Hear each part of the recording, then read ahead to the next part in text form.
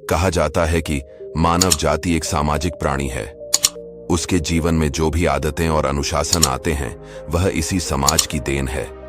बच्चा जब छोटा होता है तो वह अपने आसपास के लोगों को देखकर ही चलना, बैठना और बोलना सीख पाता है। अपने जीवन को सही तरीके से जीने और खुशी से समय बिताने के लिए, अपने दुख दर्द तकलीफों को बांटने के लिए हमें परिवार और दोस्तों के सहारे की जरूरत होती है। कोई भी मनुष्य कभी अकेला नहीं रहना चाहता। वह चाहता है कि उसके आसपास उसके अपने लोग रहे। लेकिन कई बार परिस्थितियों के कारण जब मनुष्य को अकेले रहना पड़ता है तब वह इसे बहुत बड़ा दुख और बोझ मानकर चलते हैं।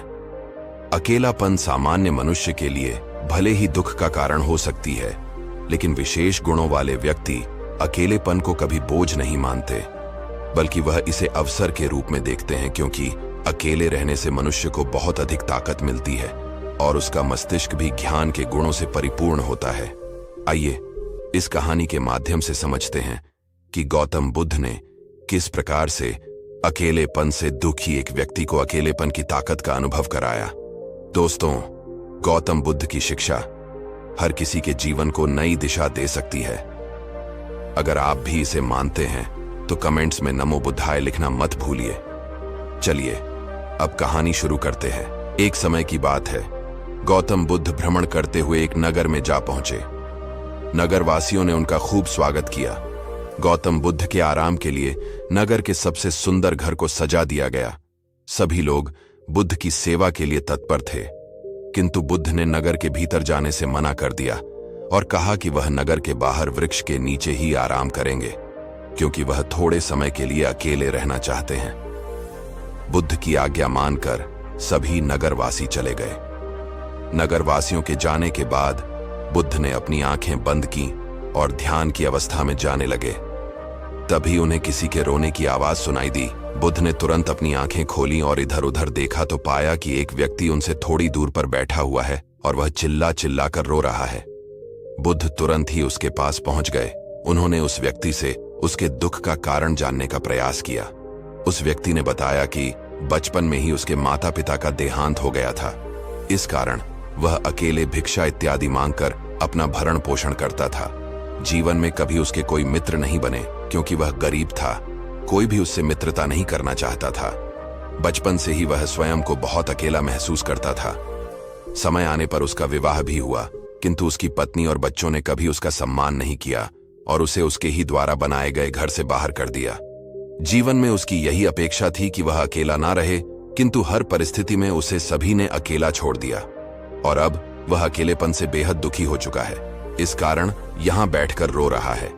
बुद्ध ने उसे व्यक्ति के बातों को ध्यान से सुना। उसे समझाते हुए गौतम बुद्ध बोले, क्या जब तुम पैदा हुए थे तब तुम्हारे साथ कोई था? उस व्यक्ति ने ना में उत्तर दिया। बुद्ध ने फिर अगला प्रश्न किया, क्या जब तुम इस धरती से जाओगे तब तुम्हारे साथ कोई जाएगा? उस व्यक्ति ने फिर ना में सिर हिलाया। बुद्ध बोले, फिर तुम्हें यह आशा क्यों है कि तुम्हारे साथ कोई रहे? वह व्यक्ति बड़े ही भाग्यशाली होते हैं जिन्हें अकेले रहने का सुख प्राप्त होता है। बड़े बड़े महात्माओं ने सिद्धियां प्राप्त की, ज्ञान प्राप्त किए, लेकिन इस प्राप्ति का मार्ग अकेलेपन से होकर जाता है। सबसे पहले उन्होंने अकेलेपन का मार्ग चुना और तभी जाकर उन्हें ज्ञान मिला। मैंने स्वयं भी अकेलेपन का मार्ग चुना।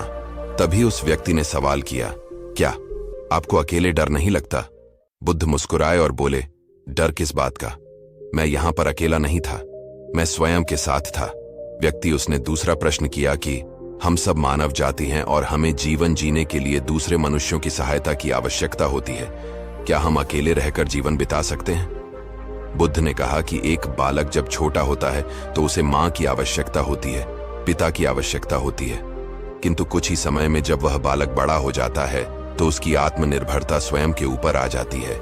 हम इस धरती पर अकेले ही जन्म लेते हैं, मृत्यु के समय भी अकेले ही होते हैं, तो फिर अकेलेपन से घबराना क्यों? जो व्यक्ति अकेले रहते हैं वह सबसे अधिक ताकतवर होते हैं। वह व्यक्ति अपने जीवन में होने वाली सभी घटनाओं के लिए स्वयं जिम्मेदार होते हैं। उनके पास सोचने के लिए अधिक वक्त होता है। एक अकेला व्यक्ति संसार को उत्तम दृष्टिकोण से देखता है और समाज में बदलाव लाने का प्रयास करता है। जीवन में यदि सफल होना है तो समूह का त्याग करके सबसे अधिक समय स्वयं को देना चाहिए।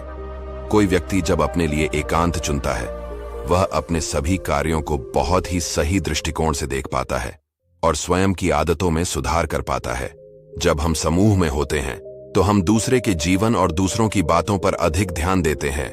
इससे हमारा स्वयं का विकास प्रभावित होता है। हमारे अंदर क्रोध और ईर्ष्या की भावना आ जाती है और जिनके अंदर यह नकारात्मक भावनाएं होती हैं, उनके अंदर सफल होने की संभावनाएं भी कम हो जाती हैं।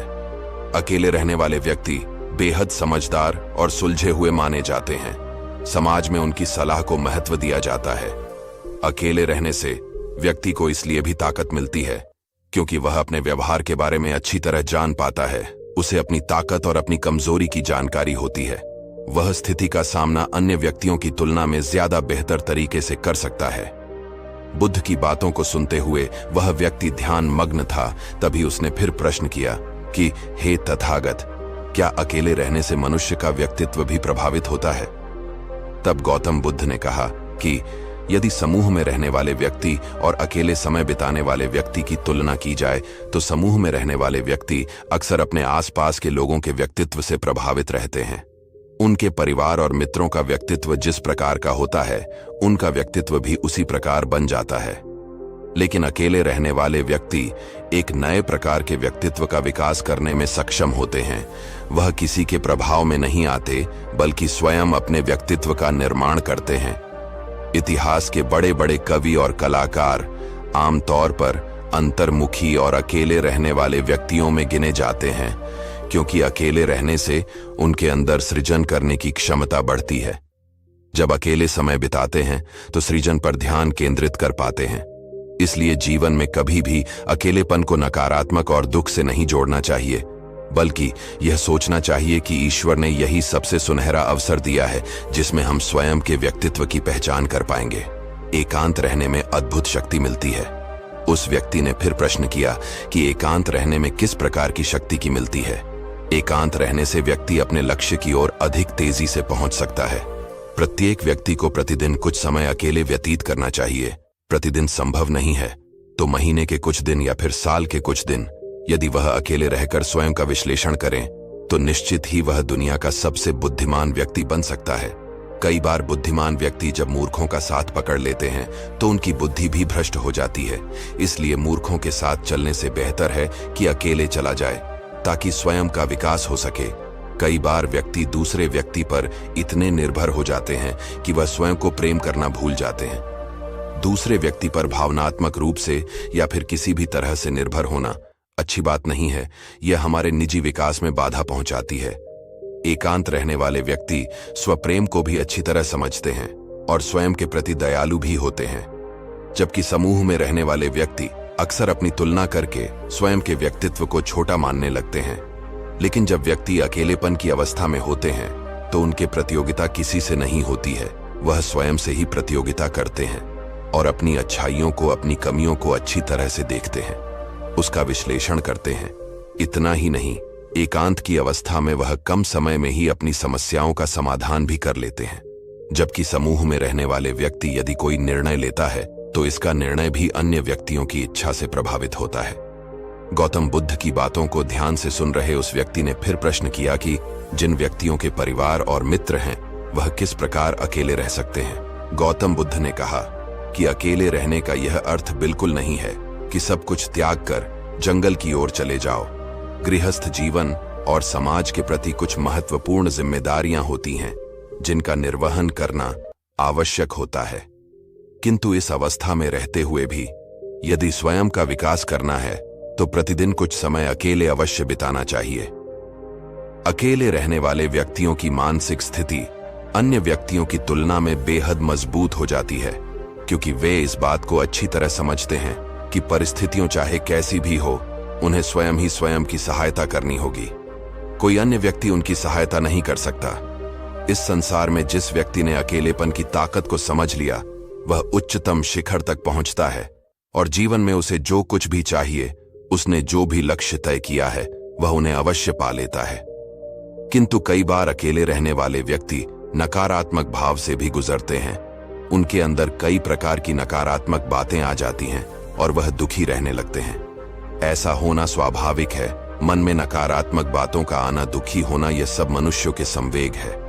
किंतु यह दुख और नकारात्मक भाव लंबे समय तक मनुष्य के जीवन में नहीं रहना चाहिए। ईश्वर ने यदि तुम्हें अकेले रहने का अवसर दिया है तो इसे सहर्ष स्वीकार करो और ये सोचो कि ईश्वर ने जो कुछ भी किया है इसमें अवश्य ही तुम्हारी कोई भलाई छिपी हुई है। अन्य व्यक्ति अपने सांसारिक जीवन का त्याग करके अकेले रहने के लिए जंगलों की ओर जाते हैं और तुम हो जिसे ईश्वर ने जीवन के प्रारंभ से ही अकेलेपन का अनुभव कराया। इस कारण तुम्हें सदैव कृतज्ञ होना चाहिए। मन के नकारात्मक भाव और दुख के स्थान पर तुम्हें सकारात्मक बातें सोचनी चाहिए और अपने एकांत समय को सही दिशा में लगाना चाहिए।